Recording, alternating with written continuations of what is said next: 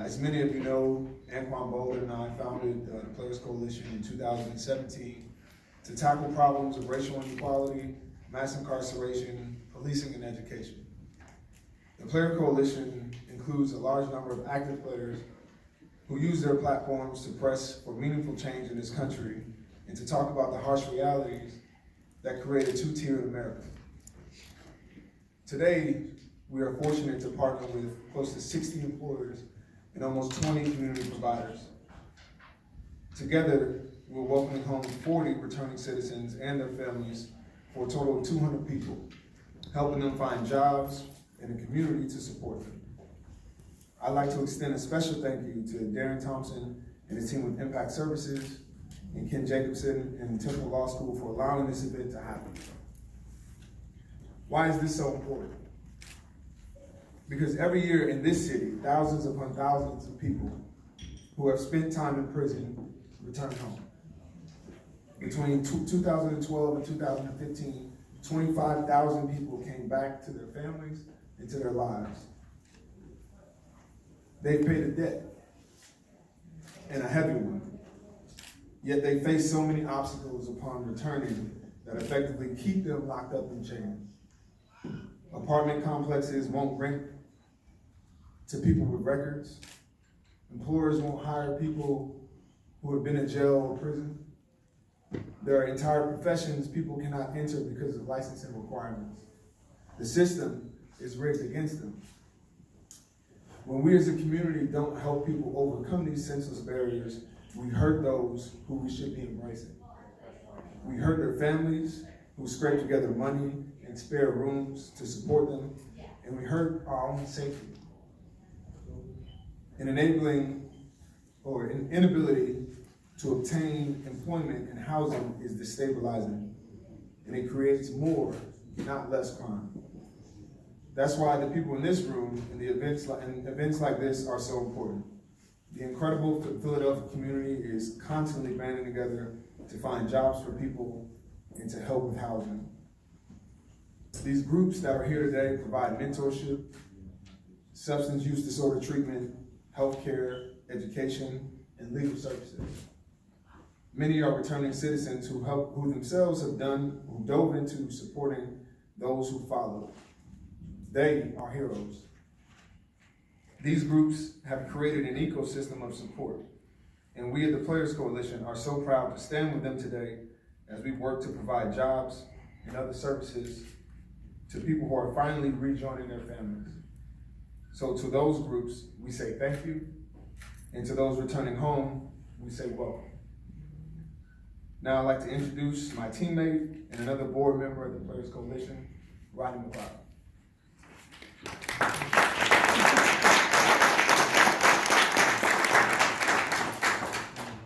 Thank you, Malcolm. Good morning. Good morning. Good morning. This event here today is impactful because as a community, we wrap our arms around those formerly incarcerated and providing services for families here who have loved ones locked up. 113 million families today in the U.S. have an immediate family member who are currently or formerly incarcerated. And 1 in 7 adults has an immediate family member who has been incarcerated for more than 1 year. Nobody understands the impact that one individual has on a family.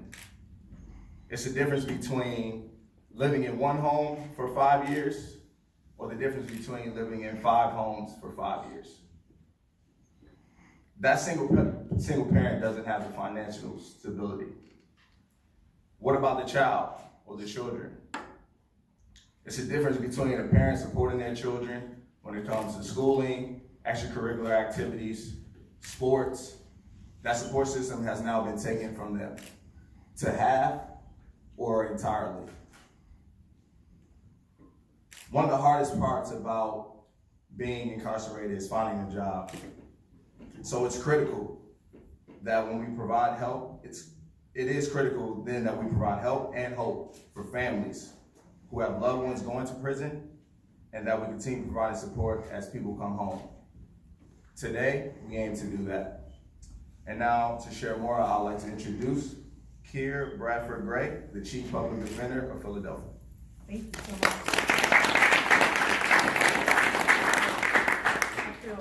I feel extremely honored to be here, not just because, of course, I'm sitting next to some like really superstars today, but because this is a culmination of a lot of hard work and effort on behalf of a lot of people. This event today is a really great thing, but the work that's been being done for the past 2 years is phenomenal and unlike anything I've ever seen in this moment. The fact that we have people who are out of the realm of some of the things that we're talking about, poverty, social issues, willing to stand here and stand up for people that they still understand, despite the fact that they're not in this, is what we want in our city. Athletes have always been at the forefront of civil rights movements in our country, and this is no different. Criminal justice issues are a civil rights moment, and recognizing some of the things that create these civil rights violations are really important. So the time that I met Malcolm and Rodney and Chris Long and all the other people from the Players Coalition, I didn't know what to expect. I didn't. And we had a wonderful conversation, and I was wondering, where is this going? And they assured me that we're in this for a long haul, and I can't say that they have been nothing but truthful in that. They've taken deep dives, learning about our system from the very beginning, how people come into the system to how people funnel out. And they learn those points where we can make a really effective difference. And that's why we're here today. They understand the fact that community has played a huge role in getting people to understand how to rehabilitate and work well with their own support structures. But they've always been left out of the conversation of criminal justice reform.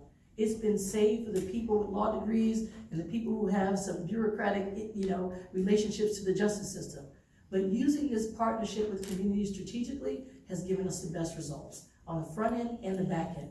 We have looked at community for solutions, what we call pre-entry, looking at how people sit in jail on cash bail, wealth-based determinations for no reason. We used to lump them into re-entry, but now we're being more strategic because successful pre-entry, meaning making sure that people who don't need to sit in jail needlessly do not, makes re-entry that much more successful.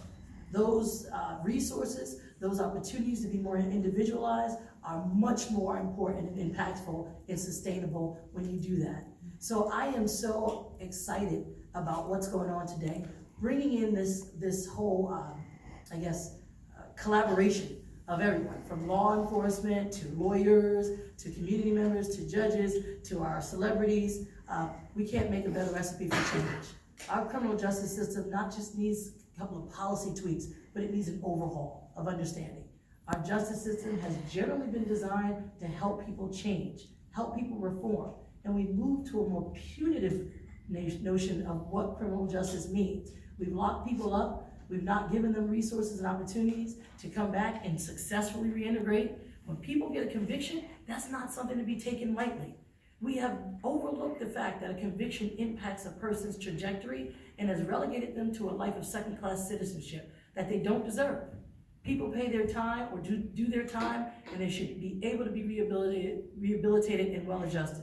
And that's what we're here to do, but we're doing it with a better opportunity for actual change, and that's with all of you. I've met some wonderful people in programs that I didn't even know were available in Philadelphia, from Men's Fit, to Frontline Dad, to Philly Auto and Parole, to Center for Returning Citizens, Youth Arts and Self-Empowerment Project, and of course, Mothers in Charge.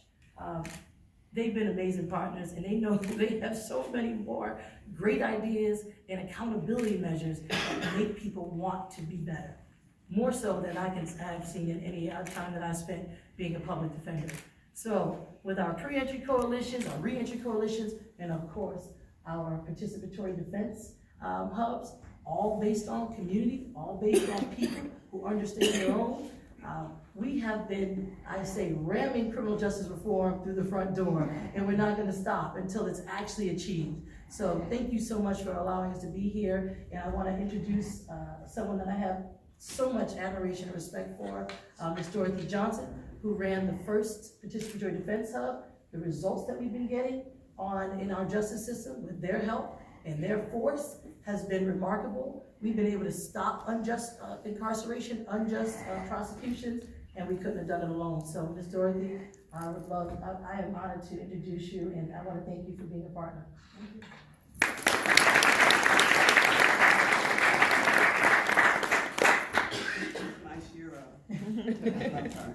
She's doing amazing things.